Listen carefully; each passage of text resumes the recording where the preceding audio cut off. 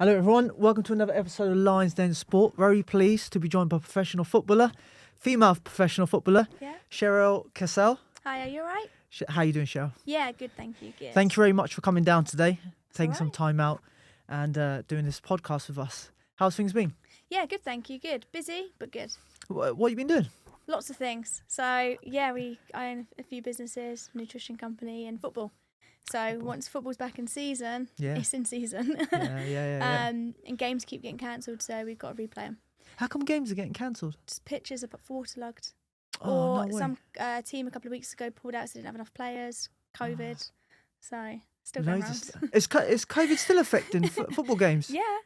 Wow. Yeah. I don't think it's affecting as many, Yeah. but it still is. Amazing, man. Yeah, So I want to go right back with you, Shell. I know you football. You told me about your Irish sort of background, your Irish dancing. Just tell me a little bit more about that. Whereabouts were you born?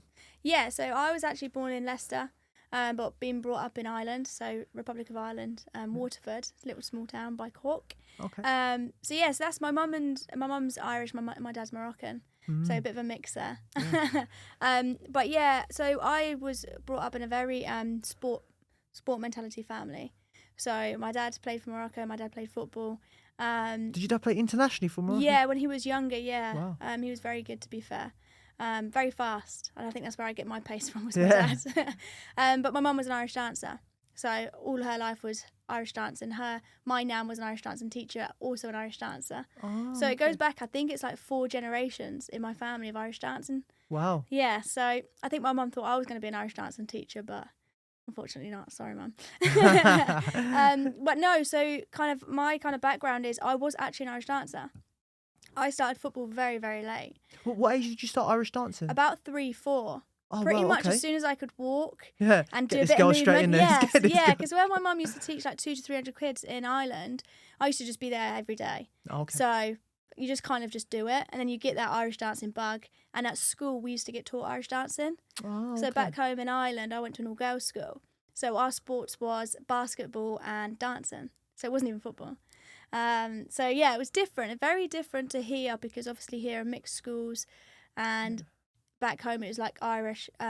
You get your girls' schools and your boys' schools. So I actually didn't go to a mixed school until I actually come to England. Oh, okay. Yeah, so definitely different, that's for sure. Yeah. But yeah, so I started dancing about 3 or 4. I'd done my first ever competition at 5. Just turned 5, to be fair, and I won it. So I was like, right, okay, I've got some potential here. So I used to join in with the older girls, because I seen them and I was like, right, I want to be like them. I want to dance with Michael Flatley. I want to get into Riverdance and Lord of the Dance. So I was like, right, okay, how do I get there to my mum? Well, I was about 6, 7, was my first All England dancing championship. Is that in your age group? In my age group, yes, it'd be under 7s, yeah. So I was 7 years old and I won my first one, so I was an All England champion. And then I was like, right, this is good. Met some friends. Like, dancing, people think it's competitive, very competitive. But people think it's like bitchy or you're the best, so the judges are always going to pick you. It's very different until you get the same judges. I did have it once or twice. Some judges were very rude to me. Oh, really? But yeah. In what way? So I was 8, and I won everything, pretty much, almost. So there's like 8 or 9 routines you do. You do like soft shoes and then hard, so tap dancing. And this one judge just kept giving me first place. And then the end of the day, you get like the biggest championship. So you've got to do 2 dances, and then you basically win it. And in that day, it was like the judge just turned around and goes, you've won it, so you might as well come up. I was 8 years old. And I was just like, really? Like, I didn't get it until I was older. And it did hurt me because it knocked my confidence for a bit. But actually, it's a good thing, because the girls that were next to me, which my really good friend Abigail, she was like, don't worry about it, Cherelle. Like, because it was me and her always winning, or a boy, Liam. It was between the 3 of us. And she's like, don't worry about it, Cherelle. Like, just go get your trophy and then come back. And I remember it to this day. It's mad, isn't it, what you remember? Yeah. And, the amount of competition, we used to have competitions like 2 to 3 times a month. So... and that's when we were so young as well. But no, yeah, so... And then went to the 12. Won All England, won the world. So I've won the world 7 times. So that In was Irish dancing? In Irish dancing, Wow. yeah. So I went to Germany, Russia, Sweden. that was really good. Is it a worldwide thing, Irish dancing? Yeah, massive. Oh, you got America Irish is as well, so- huge. Yeah, I can imagine. America's absolute, but England's huge as well. Yeah. Like once you're in the industry, it's massive. Mm. Like you start making your Irish dancing friends, and then start at Ireland. Obviously, is huge, but it's really good, and it's a good competitive environment. And I think from such a young age, I've always been very competitive, but in a good way. Because in Irish dancing, you have to be disciplined. Where do you think that competitive comes from? Is it from trying to please your mum and dad, or is it from more yourself? I think it's you please your mum and dad. My mum was my teacher, so I was always doing dancing for my mum. I mean, I loved it as a younger kid, but as I got older and when I found football, I was doing it because I didn't want to let my mum down. But she was never pushy. My mum was never pushy. She was just like, you're still very good, so carry on. But it come to a stage where I had to choose between football and dancing. So I was about 12, 13 when my brother used to play football, and I was like, Dad, can I go watch Lee play football? And he went, yep, let's take you. And it was actually a game, really funny actually. It's actually a game where my brother walked off the pitch. He was about 15. It was a freezing cold day. It was so cold. And he just went, I can't do this anymore. He was a goalkeeper. And he's like, I can't do this anymore, and just walked off. But my dad was like, do you like it, Cherelle? I was like, yeah, I really do. So then I went and played with an all-boys team. I was 12. Went and played with an all-boys team. Got a bit of stick. Got a lot of stick, actually. But from dancing, I think I got that thick skin and the discipline to carry on. And the coach come up to me and goes, it's like, who do you play for? And I was like, I don't play for anyone. It's literally my first game. And he was like, I think you've got something. And then I was like to my dad, I was like, can I go to a girls' one? Because I didn't know at that time that there was not many girls that played football. And I was like, is there a girls' team? Like, because it's back home in Waterford. And they was like, no. And I was like, so how do women play then? How do girls play? And he was like, you can play with the boys if you like. So I signed up for Villa, which is a club in Waterford.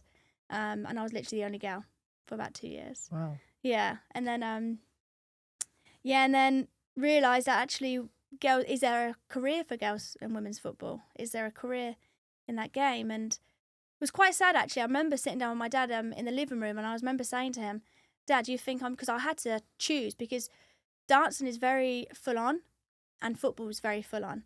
And he was like, you don't have to choose yet.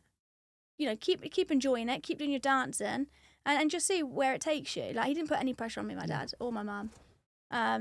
So I was like, right, okay, cool. Carried on. And then it was when I come back here. So my dad was an architect, so he was always working everywhere and anywhere. I didn't really see my dad much. So he was always with my mum, and I've got 3 other siblings, so you can imagine what that's like. So we moved to the Isle of Wight to be closer to my dad because he was in London at the time. And my mum goes, Cherelle, I think you'll be able to play for a girls' team. And I was like, no way. And she was like, yeah, I think Southampton and Portsmouth have got girls' clubs. What age were you at this?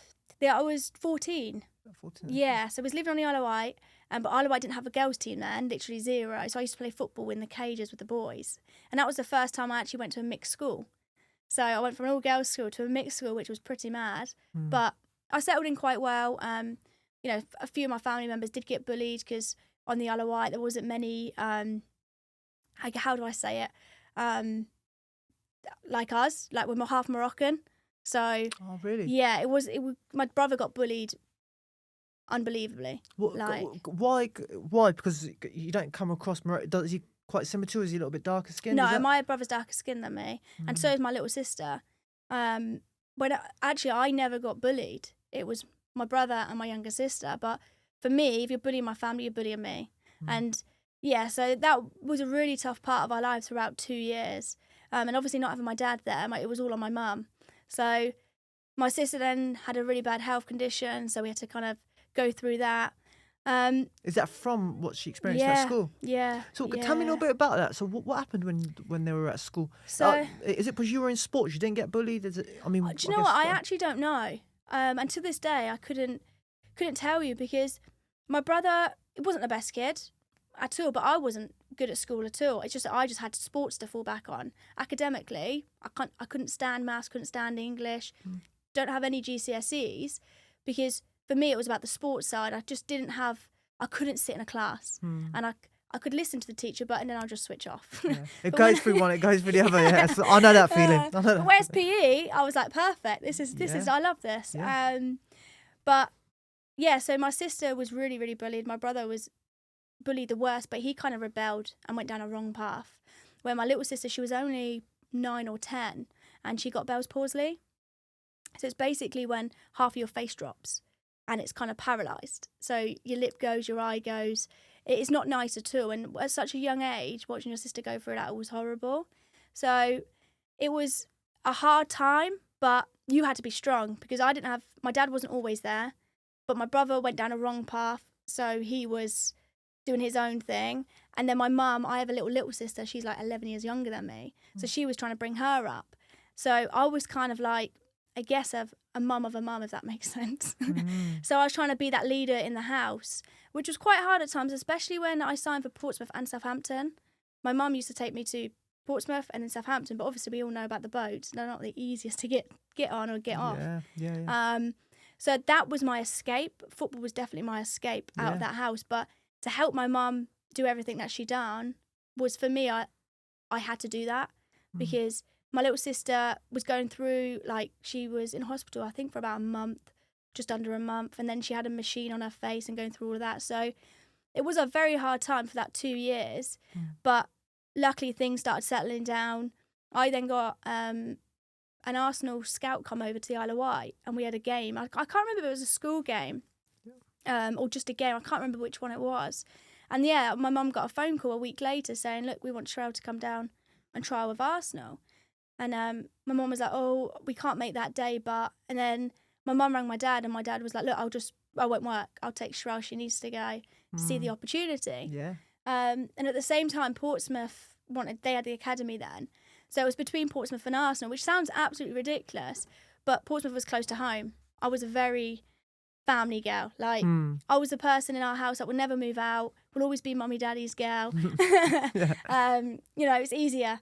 But so then went 3 stages of Arsenal trials, and then they went, yeah, we want to sign you. So then I was like, right, I was at 15, 16. It was like the GCSE year. And I just kind of went, right, okay, this is what I want to do. So I said to my mum, look, Mum, I can't do both. I can't do dancing and football, but I'm happy to help you teach dancing. And she was like, will you just do one more show for me? So I done one more show, and then that was pretty much it with dancing. About 16, 17, just finished it. And then just really concentrated on my football career. Yeah. Stayed 2 years at Arsenal, which was, by the way, was insane. Like, the training ground. It was the only time I can honestly say I felt like a female footballer. I felt like female football was going forward, even though none of us got paid. You was at the academy. You had to stay there between Monday and Friday. You didn't get treated like the men. Like, we never saw the men, even though we played on their pitch once a week. Never seen them, but you felt like this could happen. You could make it. And I think that's what gave me and the rest of the girls the drive to go forward, because you're no longer playing with boys, you're no longer playing in a cage, and you're no longer getting said, oh, you got beaten by a girl. So that was, it was good. Just saying about something you said really interestingly is getting beaten by girls. If I go back to when you were 12 years old, and you said you signed for the Villa FC, Villa FC, but in your hometown, and that was a boys' team. Yeah, boys. All boys' team. How long ago was that? I'm 31 now, so you do the maths. 20 odd years ago, potentially. Yeah, so just under. Was there scoop for women's football there? There was absolutely. You said Zero. that was absolutely nothing there. No girls team, no girls league, nothing. I mean, I was the only one in Waterford. Maybe 3 others was playing for football.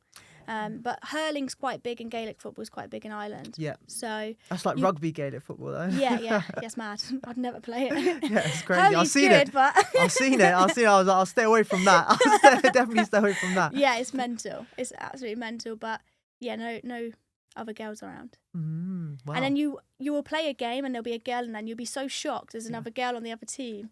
But by the end of it, once you gain their respect, they stop saying those silly things. Oh, you got beaten by a girl. Oh, she's fast. Did they say that at 12? At 12, they stopped saying that at that age. Yeah, no, they started saying it. That's when I realised. Yeah, they stopped when I went to Arsenal. That's when I didn't hear it at all. Because I guess you're in the all girls team. Yeah, then, I take it. And then more professional setup. Exactly, and I think then the boys of our age kind of respected us, because if you speak to someone like Kelly Smith, Jill Scott, Leanne Sanderson, they would all say the same, like, why are you playing football? Or you got beaten by a girl? Or what you doing this for? It's not a girl sport, it's a boys sport. And I think now we're now slowly out of that. I mean, it still is there, don't get me wrong, but we're slowly getting out of it. It's there. massive. For me, I mean, we're going to come into this, but it's massive how forward female football's gone. My dad watches it. He watches it on TV. I'm like, wow, okay. I love that. Yeah. And you see stadiums, they're packed out in stadiums. So it's definitely growing. I think the World Cup, England winning, not the World Cup, the Euros. Yeah. England winning the Euros, and that also changed when massively. they came second or third at the Olympics, that gave it the lift. Was when they was at the Olympics, that gave them the lift. But winning the Euros, I think they had 89,000 there. Yeah. Sellout. It's crazy. It's mad. And then I think Chelsea had a sellout. Man City had a sellout. Manchester United. Newcastle, which are in tier 3 now, they had 25,000 at a stadium last year. Wow. What tier is Portsmouth in? Northern. Oh, so they're not in tier 1 to... No, they're no. further down? Yeah. Okay. So that was... It was good. But at the same time, you had to have thick skin. That's another thing that I want to touch base on. Because you mentioned that earlier, and quite prominently, you mentioned that your Irish dancing gave you thick skin. Yeah. Is that right? How did that come about? How did the Irish dancing give you thick skin? Because when we was dancing in Ireland, Irish dancing is like a main sport. Oh, okay. Yeah, so it's like you do it in school, then you go out and there's so many teachers, it's so competitive. But it's a different competitive, like I said earlier, like it's not nasty or bitchy, it's competitive, like everyone wants to win.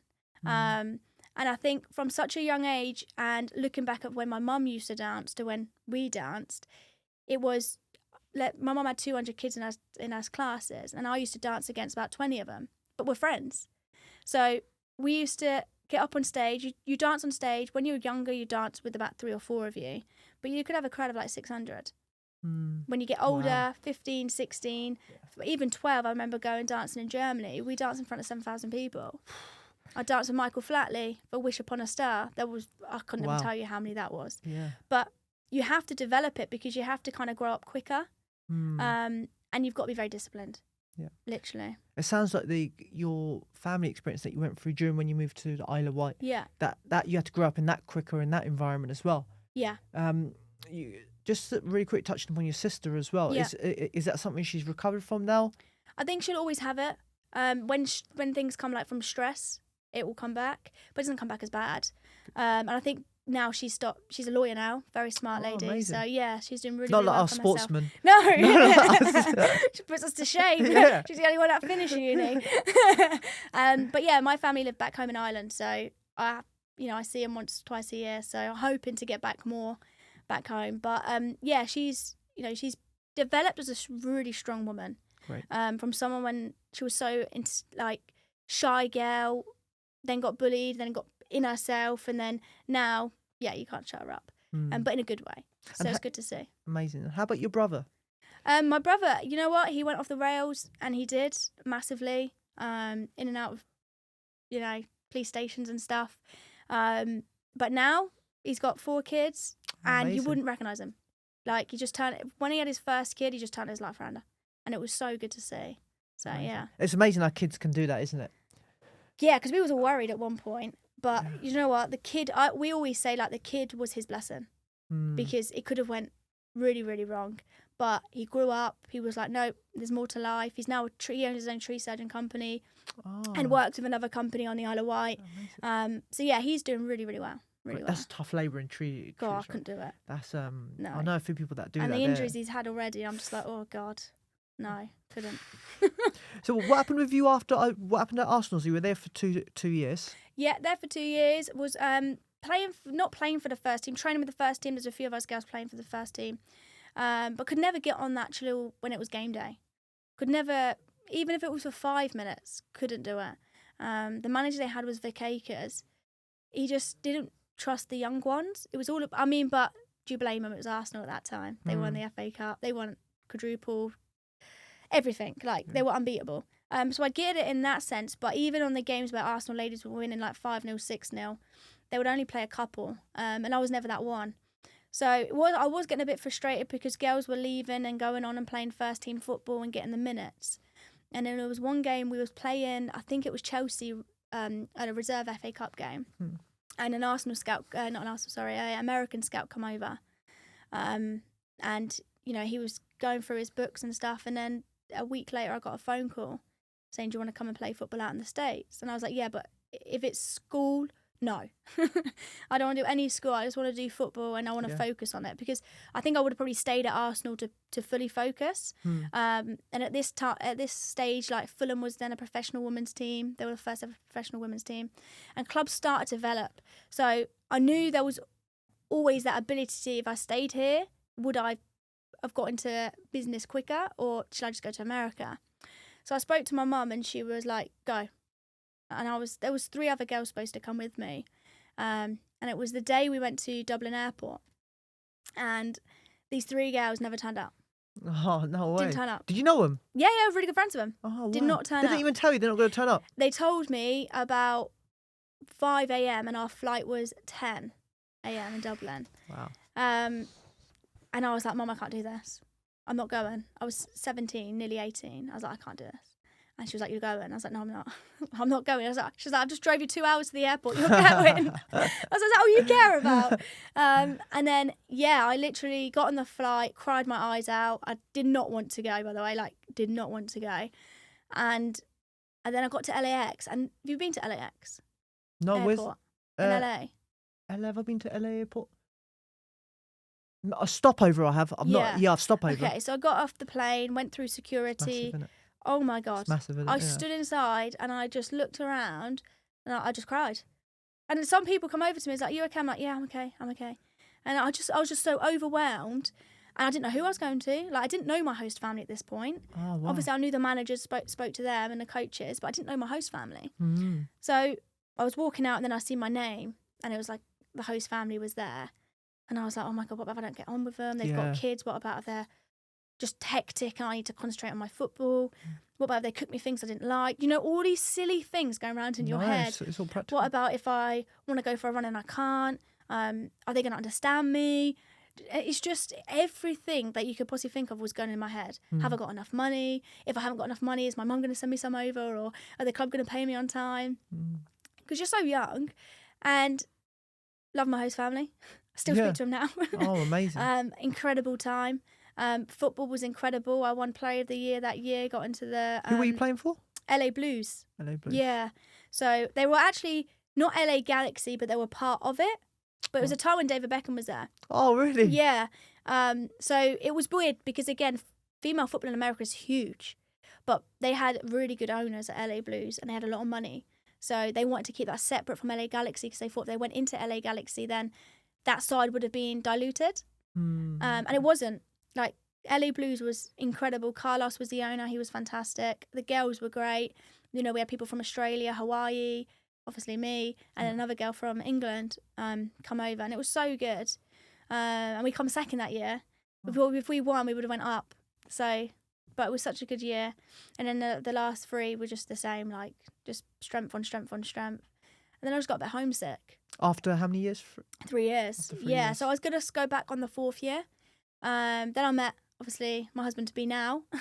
Congratulations. Thank you. And it was just, for me, it was like, if I stay out here, what's going to happen? Am I going to play football for the rest of my life? Am I going to, because I didn't really see my family much for 6 months. Yeah. And then coming back, everyone had started doing their own things. Didn't really see my friends because I didn't really have that social life when I was younger either. Because obviously back and forth with football and then looking after the family with my mum. So I was like, right, okay, I'll come back. So I made the decision to come back. I come back and me and Ben met a few times because obviously I was still in Ireland. So I'd like commute over or he'd commute to Ireland. And I had an opportunity to go to Canada and Vancouver to go play for Vancouver Whitecaps. And it was a university. They offered me a full scholarship. And I said to Ben, shall I do it? And I spoke to my mum and dad, and they was like, do it and see how you get on. It's a full scholarship. Like, if you Did don't you have like to it, study? come back. That was the thing. Yeah, I had to study. So they said, well, you can do performing arts. I was like, perfect. Yeah. Like, it's activity. I can do things. I like to do that stuff. And then I was like, but you've got to do maths and English. I was like, I didn't even finish school. I said, but you're telling me to do maths and English. I said, I don't have any interest in that. Only when it comes to money. Yeah, okay, yeah, money motivates you, but you've got to get on to. Yeah. And they said, look, come over, see how it is. We'll give you a full scholarship. We'll pay for your flights, pay for your accommodation, and just enjoy it. So I was like, okay, do you know what? They're paying for everything. I'll go try it, and if I don't like it, I'll come back. So I was literally getting on the train at Havant train station because I said goodbye to my mum and dad. I come back down to England to say goodbye to Ben. And got to Havant train station, got to the airport. I thought, do you know when you get that gut feeling? And I'm like, I don't know if I'm doing the right thing. And I was sitting there, I was crying because I'm leaving Ben and my family, and I'm like, oh, I'm all emotional. And I'm not an emotional person, Terry. If you ask my friends now, they'll be like, she's at least emotional. There's a lot of crying going on here, though. There is, that's and the the LA thing, airport, yeah. we're talking about here. What's going on? And I was in, I think it was Gatwick, Heathrow. And I was sitting in the lounge and I was like, am I? And then I was thinking, well, how do I know if I'm doing the right thing or not? I've not experienced it. So I was like, right, okay. I was writing pros and cons because that's what my mum used to always do, pros and cons. In anything we done, she was doing pros and cons. And I remember her getting the whiteboard out and there was more pros. The only thing that was the cons was leaving Ben and leaving my family, which I've left my family before to go to America. But Ben was new, you know, kind of had that honeymoon stage. Yeah. And I was like, right, I've either got to commit or I don't commit. So I was like, right, just go. So I went. Lasted 4 months. Oh, really? Yeah. Oh. Yeah, so basically I didn't know, and they didn't tell me this, is in Canada, you only play football from August to November. Oh, really? Yeah, short period. Yeah. Short period. And I missed pre-season because I didn't need to do it, really. And then there was like, right, okay, look, now that's stopped the season. We won the league, college university lead. We won a cup. We went away to just outside of Vegas for a cup, which was great. All good experience, life experience, especially in a different country. 8 hours behind again, because LA was 8 hours behind. Yeah. Beautiful city, by the way, Vancouver is. Really, really pretty. And I was just sitting there and I was like, well, football stopped. Performing arts wasn't great, wasn't what I was expecting. And I just didn't ever go to my maths and English class. Never did. Just kept getting strikes. And I was sitting there, I was like, well, I could go back home, either to Ireland or England, because at this stage, by the way, Ireland now have a women's team and a women's league. Oh, okay, so great. I played a little bit for Wexford Youths while I was in and out of America. So that was really good. And they were really, really going up and up and up. And now it's brilliant. Like, watching my friends play there and watching the leagues be really competitive. It's really, really good. But it was just... wasn't for me. Was not for me. So I rang up my dad and I said, Dad, can you get me a ticket home, please? I said, I'm just not enjoying it. And he was like, no. I was like, can you please get me a ticket home? He was like, no. I was like, okay, I'll get it. So pick me up at Heathrow. So I bought my own ticket, come back, and then had to decide. That was a stage of my life where I didn't know what I was doing. That was a stage where I was like, what to do now? Because I knew there was plenty of football teams in Ireland and here, but I didn't know what I wanted to do because I knew women's football would never pay me enough to be full-time. Did they pay you when you were in America? They paid me in America. How much did they pay you in America? Around $500 a week. That's not too bad. Which, when in England was nothing. At 17, 18-year-old, that's not too bad, is it? No, it's not bad at all. Why do you think in America, back then, in America, football was more developed than in the UK? They're very... Americans love sport. Literally love it. And my host family, she had 3 kids. They were all in football. All girls were in football. And I think it's just their mentality to keep fit.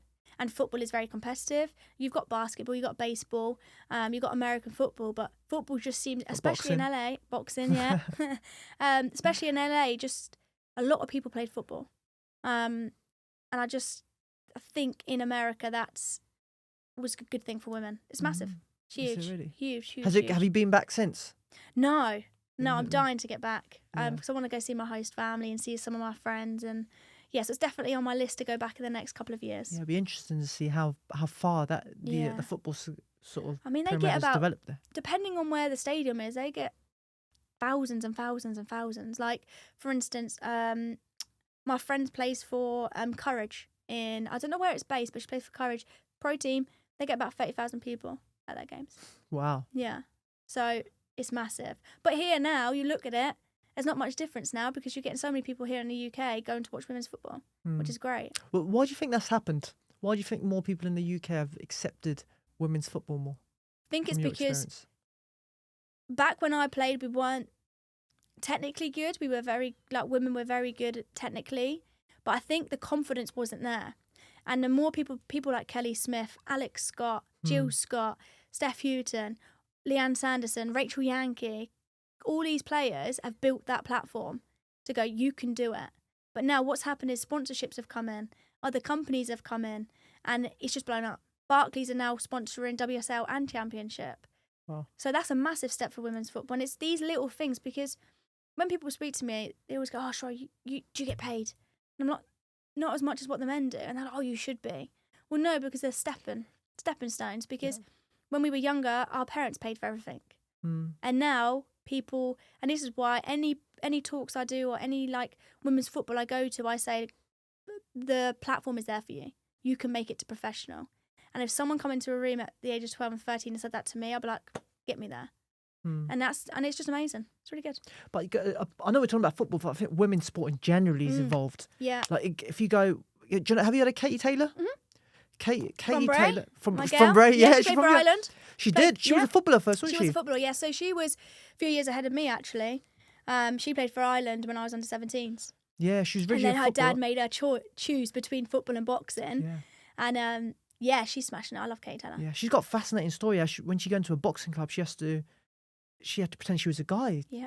Just to that's what I thought how it was Yeah. for you. But you were proud, obviously, how you were I doing think it. boxing's a bit different though, isn't it? The culture's very different. Yeah. Yeah, culture's very different. Well, back then as well, it would have been massively Yeah, because she's different. 37 now.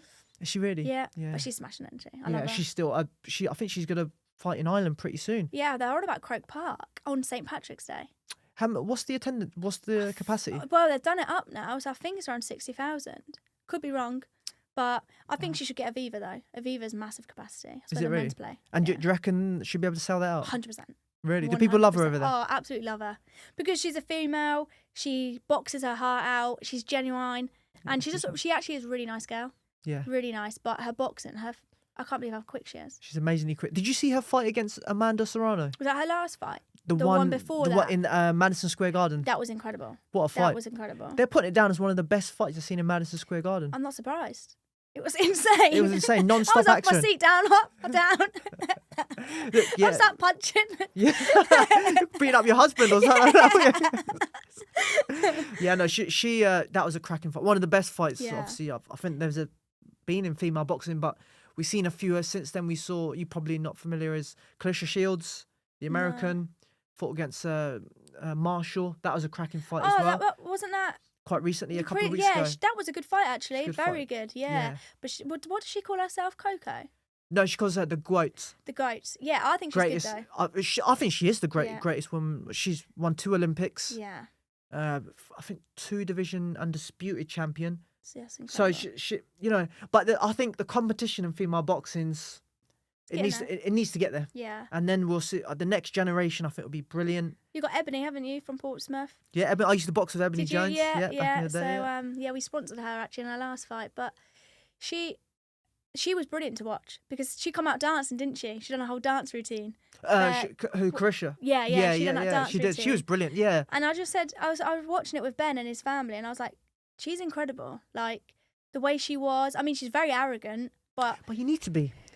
You Yeah. need, that's one thing I've learned is family said that you're too humble. You need to be more arrogant. You need to show that style of yourself. Well, how were you on the pitch? Were you quite arrogant? Or were you quite humble on? do you know what? I don't know. I'm You were in the feisty. I was zone. feisty. I'm so in the zone. When I'm doing something, I'm so super focused. Yeah. And on the pitch, that was my time to be super focused. So like, I signed for Dorking Wanderers now, whose chairman's Callum Best, and his vision for that club is insane because he is super focused. He's super focused because he knows women's football's going to. And then when you get on the pitch, I've dropped a few tears, but the girls super focused. So I don't know if I'm arrogant or humble. I guess. No, I don't know. Good question though. It'd be interesting Yeah, to get. I'll ask Ben. As your coach. And I walk on the pitch. How was it training up Dorking FC, and you got Callum Best as the chairman now? How's that going? It's really good. I'm really enjoying it. The girls are really nice. Everyone just wants to win, which you expect, but they want to get out of this league. And being a new club, Mark Wright's 100% behind the ladies. He's the men's chairman and the manager for the men's team. And obviously their story is back-to-back promotion. So they have a massive story. And just the crowd. Week on week, we're getting more and more. Last week we had like 300 there. Wow. For small town in Dorking, it's good. Yeah. And what made you want to go to... I know you said about Callum Best, but how far is that from here? Do you have to travel every about an hour. Yeah. Hour and 10, yeah. Do you travel every day? Tuesdays and Thursdays, and then Sundays.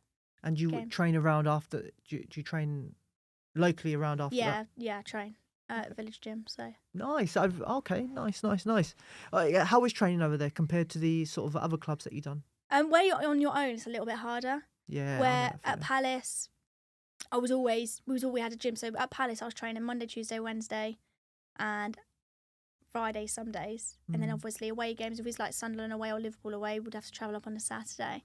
So that took over my life, literally, and that was an hour and a half travel, sometimes 2 hours, depending on if Guildford want to close the road. But do you know what you've got?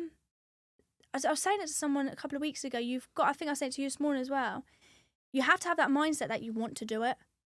The desire and I've got a purpose for Dorking Ladies. So if I start slipping, Callum's vision of getting us up, it kind of deflates. If I'm not scoring goals and helping the team win, that vision goes down. So for me, I don't want to drop to a tier 6 level. I want to keep my elite up here and bring the players up with me.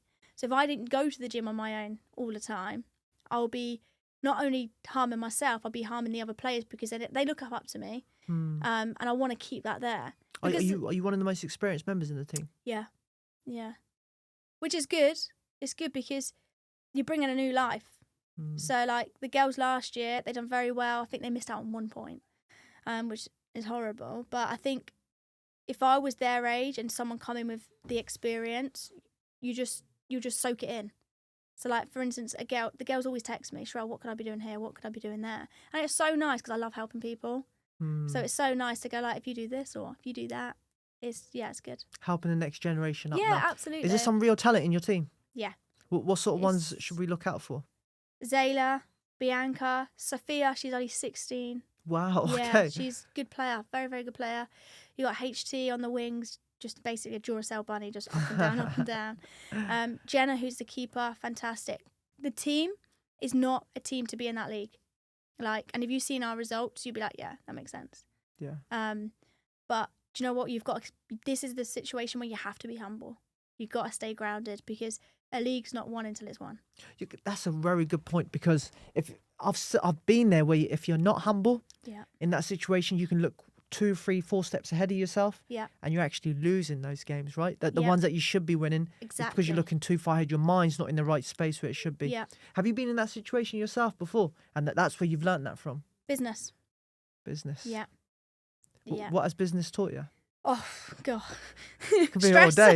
Yeah, definitely. But you do quite a lot of businesses on the side, right? You've got a app business, a digital marketing business. And you're involved in Herbal Life as well. Yeah. So you've got, you're a busy woman. Yeah. But I guess it's good you've got a supported partner as well who helps you in that. Yeah. I think having that support network with you and then around you is so important. Like, if you've got people in your circle that aren't on the same level as where you want to go, you can slowly go backwards. And I've been in that position at the very start. And that's when I'm saying, like, that mindset teaches you. So, like, when I first started business, I was on my own, quit my job, very good paid job, by the way, very good paid job. And I quit it. What were you doing? I was doing sales and marketing at job site.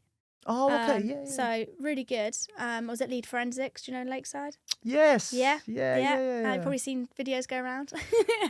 I think I have. Yeah. So Those videos. I had a very strong background, and again, you meet people in these industries, and they've got one thing in common, which is a sports background, especially in sales, because it teaches these things that you need. That's one thing that I've noticed. And when you look at, obviously not that I've seen yourself, but job applications, sales, a lot of them have a sports competitive, because you got competitive, you could be driven, Yeah. teamwork, all these Yeah. elements that you need in sales, which is great elements to have, really. And it is, and it's kind of like the situation you go in is when I was at going back when I first started Empire, I was on my own. I was underneath my stairs doing about 2 to 250 calls a day, trying to drum up business because I knew the pressure behind us. We had a house, a mortgage. Luckily it was just me and Ben, but still you've got things to pay for. And once you get a little bit of money, you go a little bit higher, don't you? So you start paying for a little bit more things. You like to go fancy restaurants, get nice clothes. But then that kind of stopped because we had to be so rigid on our outgoings because it's a brand new business. You know, you ain't going to make money like this unless you want to do something silly, but you'll be gone in 2 years. I've seen it so many times. And I wanted to kind of put this business together where we start employing people, we make it a good culture. And at the start, it was hard. The amount of times I wanted to quit. Because you're on your own and you get in your own head. And then these silly things go, you can't do it, Cherelle, you can't do it, Cherelle. And then you got people that you thought were your close friends. Why are you doing that for? That's ridiculous. You're not going to be successful. I'm not going to support you. You start getting all these people like attack you. And I learned the hard way because I was letting people get in my head. And then I started being not miserable, but like down all the time. I was working silly hours. Like Ben will go at about 6 o'clock in the morning. I'll start work. Wouldn't go to the gym, just start work. Had no kind of me time. It was all, and I didn't even have time for Ben because I was so focused on trying to get some business in to pay the mortgage, to pay this. But at the time, Ben was on an apprenticeship. So we had to be really kind of tight with our money. But what also didn't help was those sabotaged people coming into my circle, going, you can't do it, or, I did have a few people that say, come on, Cherelle, you can do it. My mum was like, you're nuts, but she still supported me. Yeah. My dad was like, you're nuts, but he still supported me. So Ben was probably my biggest supporter because he was always like, come on, you can do this. Like, he'll come home from work. How's your day been? And at that time, it was just like, I don't want to talk about it. Used to get about 150 no's, don't want to talk about it. I'm not good enough. And then one day it clicked. I read a book called Think and Grow Rich. You read it? By Napoleon Hill. Do you know what? I've got it. It's a book that I've got. No, it's Audible that I've got. Okay. And it's like 10 hours. Yeah, it's a But good I think book. I need to get the book. Get it. Yeah. I promise you, get it. I think I've read it about 12 times. Wow. And I read it, and it's very man-orientated. It was man this, man that, man this, man that. And I was like, well, maybe business isn't for women. And at this point, I've been in the biggest sales companies in Portsmouth, and I was smashing it because, I love having a good time. Like, I love having a good time. I love people. But I was like, I'll come in my own little bubble. And I was like, this isn't me. And then I read the book again. So I've read the whole book. Didn't really make sense the first time, by the way. So you might need to read it a few times because it is very heavy. It is very heavy. But I read it the second time. There's a few things that kind of clicked for me going, you are your own future. You can do anything you put your mind to. And I remember, and I was reading chapter 7 over and over again because that was procrastinating. I was reading it. And I was like, no, I can do this. I can do this. I'm going to prove those people that were very close to me. Some of them I would have called my best friends, very close to me going, I can do this. Do you know what comes across is you talk about the book that's very male orientated, but then you go back to your football past, which is very male oriented, and how you were part of a group that broke that sort of mold. So it doesn't matter if it's male oriented, you can adapt it for your own needs. Yeah. And what is really interesting is what you said about your friends. Because I've been there about your friends, about your goals, about your aims. If you share your goals and aims, they don't understand it. No. Because they've never done it themselves, and they probably don't believe in themselves that they can do it. And being around that crowd, as you said, can bring you down. And it sounds like it was in your head for ages. Quite a while. Yeah, ages. And did you move away from those people? Did you start listening to those other people? So what I done is I found myself a mentor. And I said to him, I said, look, I don't have much money. I'm going to be honest to you. I'm not going to be able to pay you much, like £20, I think. I said, what, a month or per session? just a per session. I was like, Okay. even if you give me 10 minutes for £20, I'll pay it. Because I knew having someone successful when up there will bring my energies up there, but also will give me that spark back. Because I lost my spark. And I was getting so many no's. And I was like, maybe I shouldn't be in this anymore, or maybe I should just go back to working for someone. And I knew I wasn't that person. I knew I always wanted my own business. My dad said from the age of about 7 or 8 that you would always be your own person. Like, you'd always have your own business. And I get it from my auntie.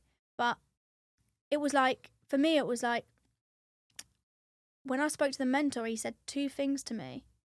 He said, those people that are bringing you down are just jealous because you took the jump.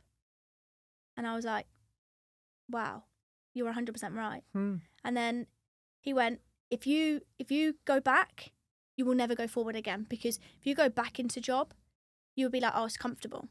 If you stay here and stay committed and maybe get a side hustle to bring some money in where you know you can get it in quick, he said, do it. So a year later, I had all my plans out, the goals, had about 30 clients. And I was like, I'm doing all right at this. And then I just started changing. And my clients were going up, customer service. Ben come full-time in COVID because our business just exploded. Wow. And it was really good. It was really good. And then we carried on with this mentor. And now I'm in a group of winners. And not winners from winning money or winning whatever it may be, the freedom. It's winners of helping each other. Wow. So, and that for me is so powerful. Because you get so many people out there that don't know they can do it when they can. But it's people around them. It's the community. Cool. Yeah. Yeah. Amazing. So, yeah. I want to touch base because I think that's brilliant. Yeah. But just something that just come to my mind is about what you said about your lifestyle when you were first started this business. Yeah. You're in a lifestyle where you were just getting up in the morning and you're just working. Yeah. And working till dawn or whatever time. Yeah. Because I've been in that similar situation. It's probably something I'm going through now, actually. It's just working. But how did you fit in your training and your other commitments around that to make sure that you still keep your training up? Good question. Yeah. So at that time when I first started my business, I was at Brighton. So I would literally drive or jump on the train. I'll bring my laptop with me and I'll do client calls. Or I'll be working on emails, sending emails back and forth.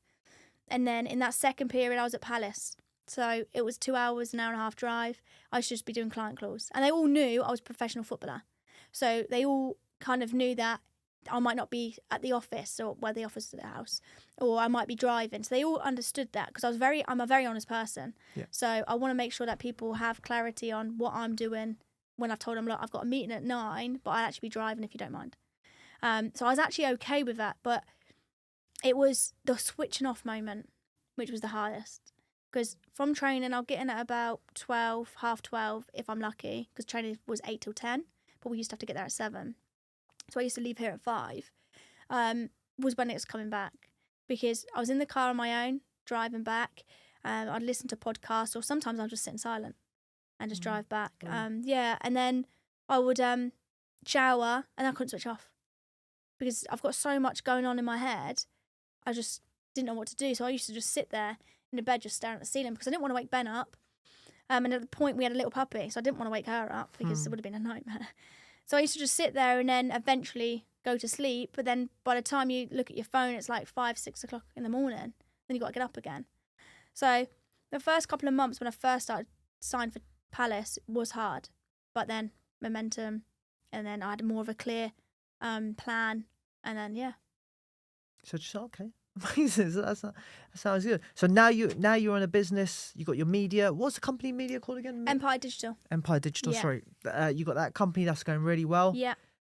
Is it 30, 40 clients you got at the moment? No more than that now. We've probably got about just under 100. Amazing. And what is it that you do for them? So we build like websites for them, or we'll do their SEO, mobile apps. Mobile apps seems to be a massive thing at the moment, especially for construction, taxis, as you know, restaurants, booking systems.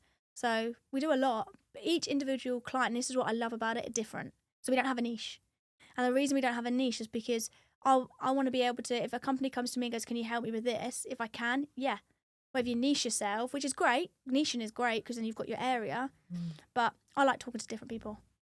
How did that come about? You started because you developing apps, you developing websites. There's a lot of HTML. Yeah. From someone who you said yourself isn't school trained or anything like that. Yeah. How was that to learn in that environment? Sit down in a classroom and learn. You know what? It's easier to make a website than people think. Is it really? Yeah. Did you do it through HTML? No, so I already done. Basically, you've got platforms there that you can just set up a website like that. Oh, You've got okay. Doody, you've got Squarespace, you've got Wix, you've got Yeah. WordPress now, which do Elevator. Yeah, I've used WordPress, You've got Shopify. So you don't need to now. There's not much coding going on other than apps. Oh, okay. So you could build a website within 2 days. Yeah. Yeah. And tailored to your clients' needs as well. Exactly. Yeah. It's amazing. Yeah, you can use those spaces. That's brilliant. Yeah, and it's just knowing it. It's just like I got out there, I went myself on YouTube, I taught myself things, and I just went, right, okay, how do I do this? How can I do that? How can I do this? How can I do that? Perfect, let's put them together. And it's just self-taught. And I do believe if you're dedicated to something, you're going to teach yourself. Yeah. You will teach yourself until you get to where you want to get to, and more.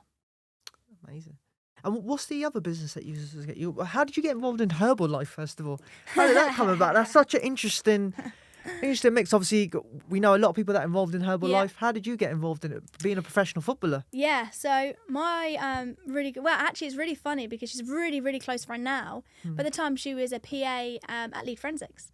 Oh, So that's how I met Robin. Everyone's been through Lead Yeah, I Forensics, know, is that everyone, like, don't they? literally. That's where the party was at. Robin kept messaging me on Facebook, and at the time I was just so busy with the business starting up, Palace back and forward. I just didn't have the time, and I just kept pieing her off. And I was like, yeah, I'll do it one day. Like, it wasn't They rude, message you but I was regularly, like, don't they? They're sometimes I was like, right, yeah, cool. And then it was just before COVID, and Ben, my other half, he used to be really small, and he was, nearly a size 36, and I started getting bigger, and I was like, I was fat, and I was like, I'm a professional athlete, and I'm not. My nutrition is absolutely shocking. I was going to the gym, training 4 nights a week, and I'd go to the gym Thursday, Friday to try and do top ups with my weights. Or if we didn't have training on a Wednesday because they've changed it to the Friday, I'd go and do our weight sessions because we used to get our own programs. Yeah. And I was like coming back from training, and sometimes I'll be hungry, and I'll just jump into the Petersfield McDonald's. Get chicken nuggets. Yeah. But when you keep doing it because it was easy, it come to COVID, and obviously we had that 2 months period off, and me and Ben were sitting in the house, and I remember I said, if we don't sort ourselves out now, we're going to be in a very bad way in the next year, because COVID, we knew everything was closing, and you can get yourself in such a rut where go to the shopping centre and just buy loads of junk because it's easy, right? So I reached out to Robin and I said, Robin, I'm ready. Let's get going. I did try the products before that, but I just wasn't consistent. So I used to go to Robin, can you buy me this? And she'll buy it and send it to me, and I'd be like, yeah, great, thank you. But then it was when it was COVID when I really thought, wow, I needed this. My nutrition was just insane. Like, I don't know if you've seen on my Instagram my before and after picture at Palace. You could start seeing my muscles, the definition. I played last year. The first year at Palace, I scored 5 goals. I'm a striker. Awful. I should have been sacked. I don't know why they kept me on. But then I started the products. And then in COVID, we had 2 months off. So I was like, I'm going to get super focused, really sort myself out. I was training less, by the way, on the products. And I got back at the training session and everyone went, Cherelle, you look different. And I was like, yeah, I feel great. And I was like, you look buzzing, like you look in great shape. I was like, I've been working really, really hard. I'm on this plan. It's amazing. And then that year, I scored 15 goals. And then the second year, scored 20. And then last year at Pompey, I've scored 28. And on this year, I'm on 20 already. So in space of such a short time, my nutrition, and that's what it is. And this is why I'm involved in it, because I've helped my mum, I've helped Ben. Ben's now nearly down to a size 32. His results are incredible. Great. But it's not always about the results, it's about this. I was always foggy. I was always here, there, everywhere. If you ask people what's Cherelle like, 100 miles per hour. Never had really time for me. So that's why I said to you earlier, didn't I? I said, if you're thinking of something at night, write it on your notepad. Yeah. But that's what the products, but the community has given me. Being around positive, like-minded people, being around people that want you to win. And again, like I say, it might not be winning in money, but winning in life. And I think it's really important, especially now, is to be around people that are going to lift you up. Because I don't ever watch the news. I haven't watched the news for a year. Don't read a newspaper, because it's just feeding you negativity. Yeah, and it's just I'm the same. but so many people are doing it. Yeah. And that's why I'm involved in this now, and I'm loving every minute of it. I'm loving it, because once you feel great, you feel like on top of the world. You know you're going to be able to impact thousands. And that's not just in the UK, it's globally. Like, yeah, it's a global product, isn't it? Yeah, it's a 12 billion company. Yeah. And they're not 12 billion for no reason, because it's the power of the people. And that's why it's not sold in shops, because it's people to people. And yeah, I love the products. I love the people. Got great leaders.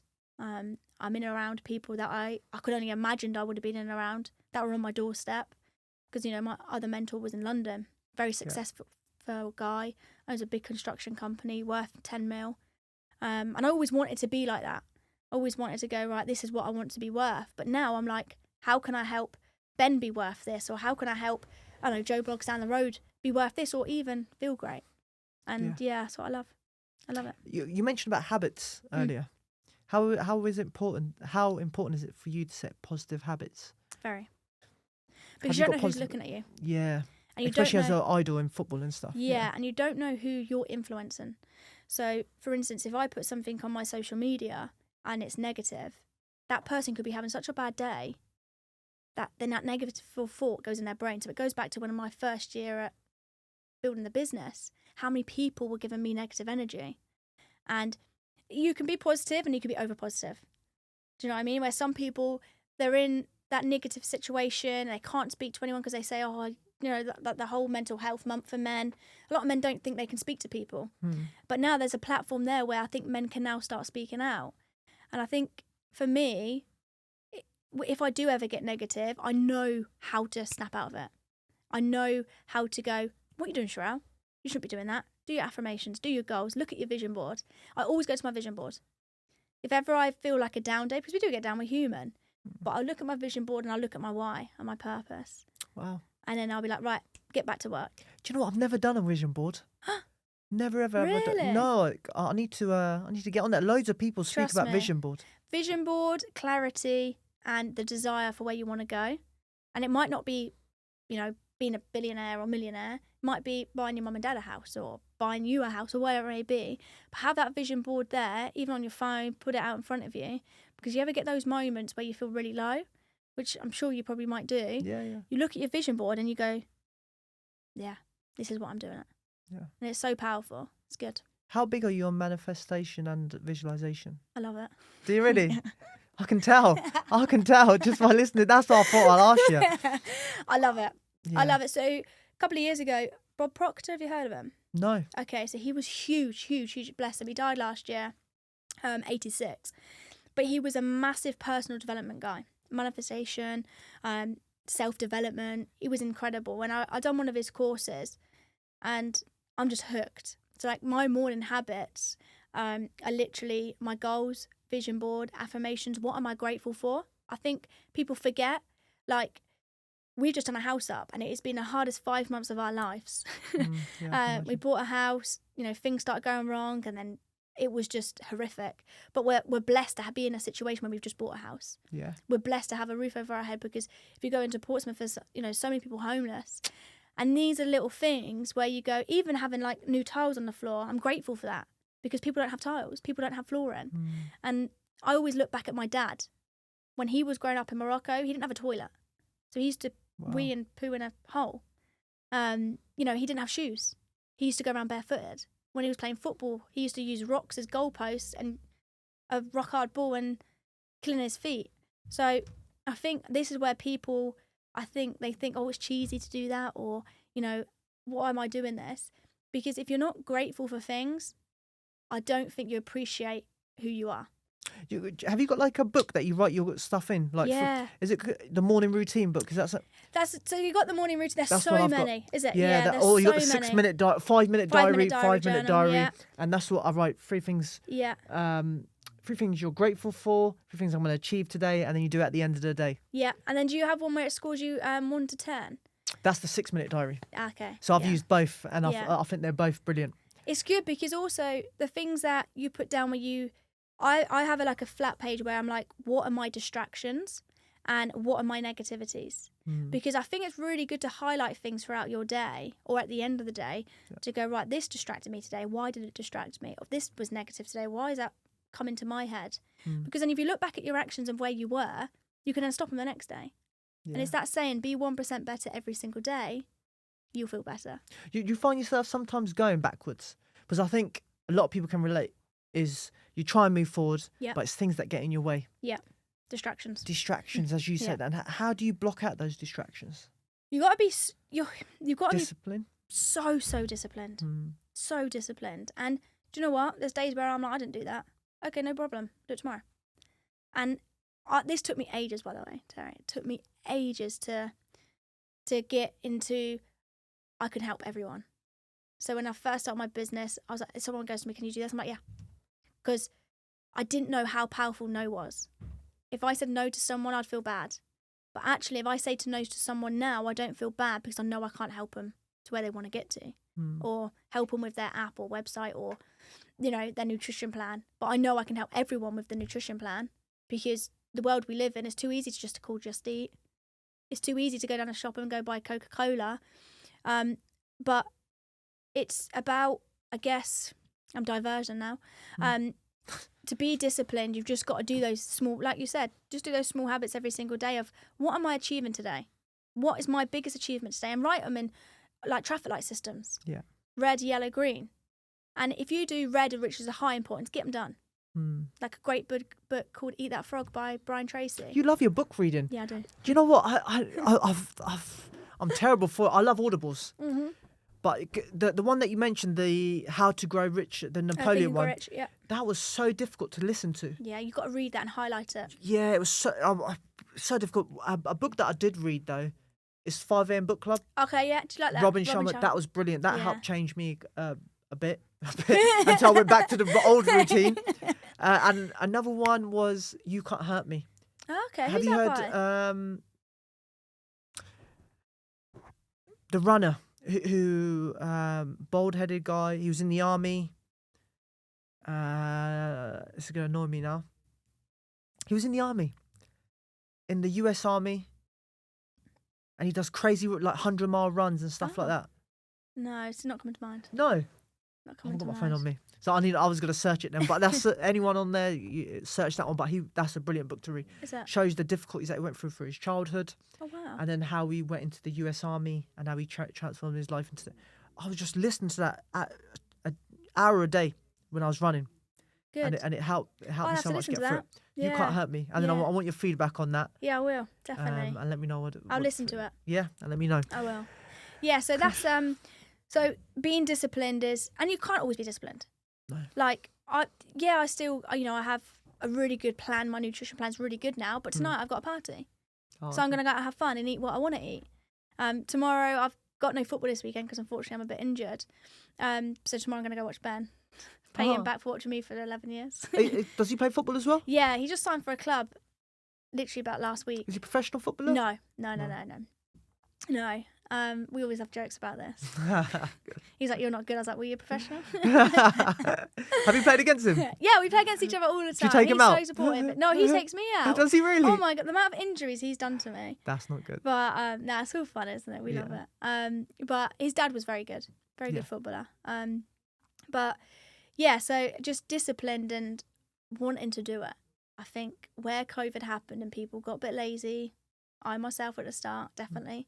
Very complacent. You didn't really speak to anyone because you couldn't see people. No, you couldn't. No. You was in your own little bubble, in your own little head, watching the news. So I think just the power of discipline and the power of self-motivating. And motivating is, you can't motivate yourself all the time. And when people say you can, I don't think you can. You can't. You cannot, because like this morning, I knew I had to do something really, really big this morning. And I was like, I really don't want to do this. I don't want to do it. But I knew I had to do it. So I was like, right, Cherelle, sort yourself out and to go do it. Yesterday, I did not want to get up for the gym. 6 a.m. I was like, no. Ben was like, come on. I was like, no. And then I was in the small little thing in my head was like, Cherelle, just go. Just go. Went, I felt great. Yeah. So it's those little things, is when you're saying no to yourself and you really need to do it, just snap out of it and just say, why am I doing this? Habits. Habits is it? And that's we why it's always such gotta a come key back to part. Yeah. man. It's been amazing. But I just wanted to really quickly, Cheryl, just touch a bit base on. We've talked about some great stuff today. Yeah. But going forward, what is your vision? What is your goals? Yeah, cool. Great question. My goals are big. Are they? Yeah, my goals are very, very As big. it should be. Absolutely. I've always had big goals. My goals is to help thousands of people.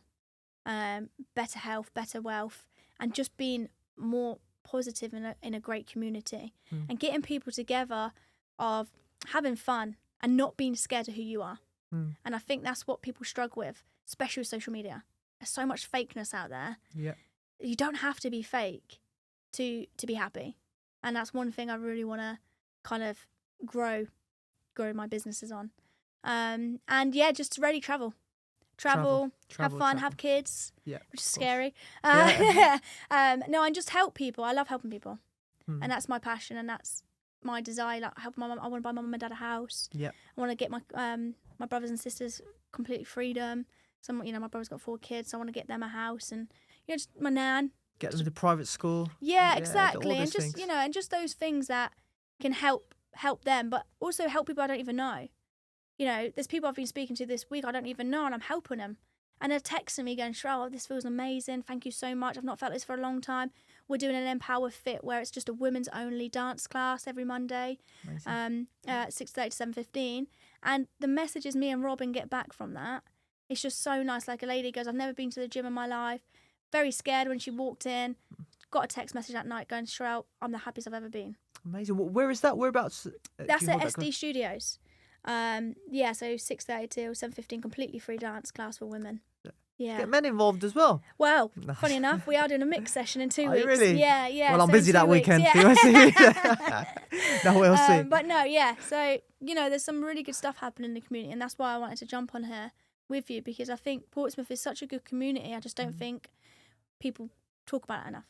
Yeah. So small little island, but as you said, people like you want to help people and grow people, which is amazing. Yeah.